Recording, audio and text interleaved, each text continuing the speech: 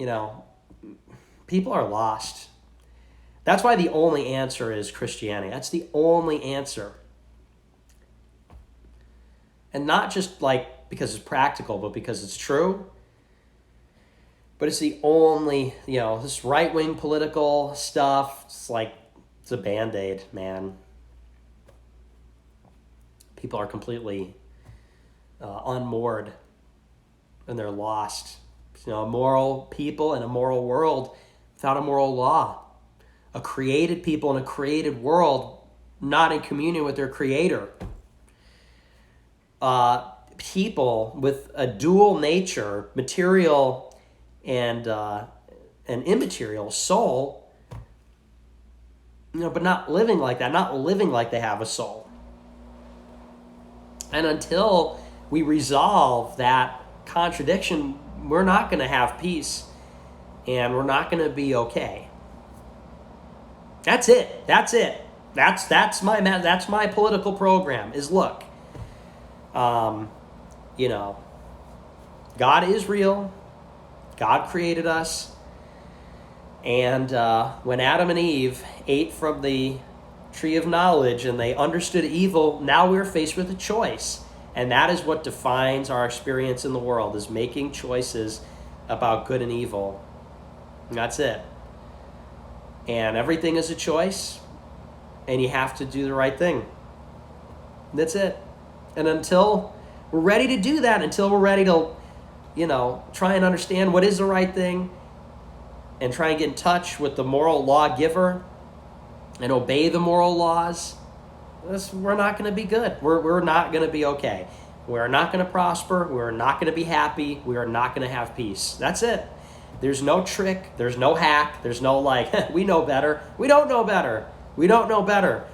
Angelic beings are way smarter than us. The devil is infinitely smarter than you. Demons are infinitely smarter than you, and they're at war with you all the time. And there are things going on that you can't even wrap your limited understanding around. And so the idea that the Bible says this, God says this, but hey, we got to be practical here. Yeah, that makes a ton of sense. Let's be practical and go against God. Yeah, it's super practical. That makes it, he just doesn't get it. Doesn't get what? His creation? Yeah, that makes a lot of sense. Jesus should have been God's pretty smart, but I don't know. The devil's offering me the whole world. I think I got to take this. Listen, God, I know you have this plan about me going up on the cross and everything, but out of practical expediency, I have to take the devil's offer here of the world.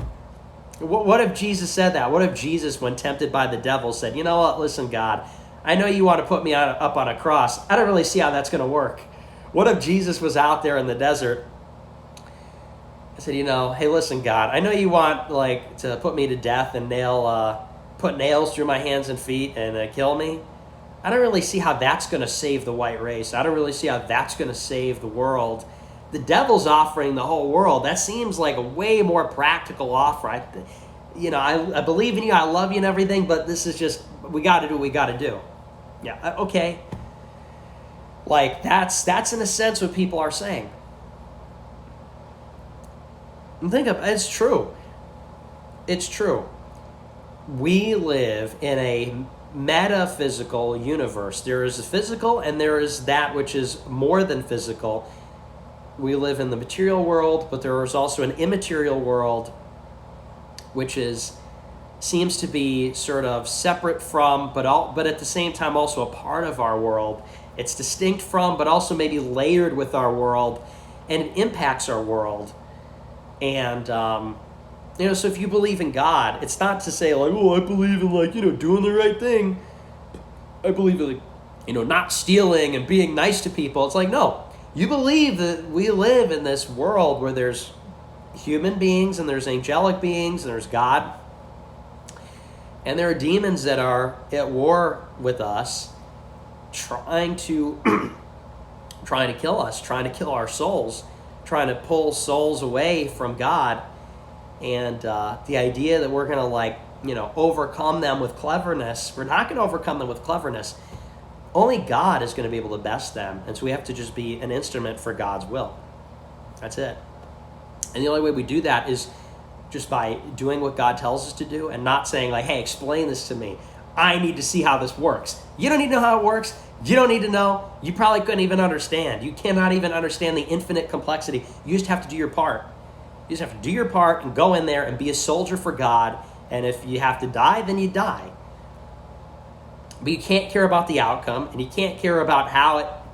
You got to be, don't get me wrong, you got to be smart, you got to be wise. We're not just talking about, you got to try and all that, but ultimately, we have to be principally concerned with executing God's will and not concerned with the outcome. The outcome is certain. The outcome is guaranteed. The outcome we know. And you can't be too concerned with the how. That's God's plan. Too complex. Too long of a time span. Horizontally and vertically. Too complex. We got to go out there and do the right thing. And I don't know how I got on the subject, but the point is, like, this is very evil stuff. And the idea that we're going to compromise with it, the idea that we're going to set things right without getting to the fundamental nature of things, it's just not going to happen. That's why it's very dismaying to see people go out there and they're like, we just got, we don't need to be Catholic all the time. We don't need to be Christian all the time. It's like, yeah, you literally do actually. What do you think? Like, we're going to outsmart God or the angels? Yeah, okay, good luck. So no, things are not going to be set straight by however we come up with the arguments, but we got to get people back in the church. We got to get people back to doing the right thing. And if everybody's doing the right thing, we don't have any problems. If everybody's doing the right thing, if everybody's praying, if everybody's repenting, if everybody is has a clear moral clarity and is trying, we have solved all of our problems. So that's the only plan that I trust. That's a plan that I believe in. And this stuff is like deeply wrong, wrong and abominable. So anyway, so that's that. That's your Postmates ad. That's your Pride Month. Epic. I like it's Pride too. It's literally Pride Month. Pride is like the deadliest sin. How did people miss that? The deadliest sin. Pride. Really? What about love? What about the opposite of pride, which is love? Kind of ironic there too. They want to conflate pride and sodomy with love. Okay. It's the work of the devil. Anyway, that's my show. That's all I got for you. No super chats. No super chats tonight. Don't feel like it. I'm sick, and you got a 90-minute show.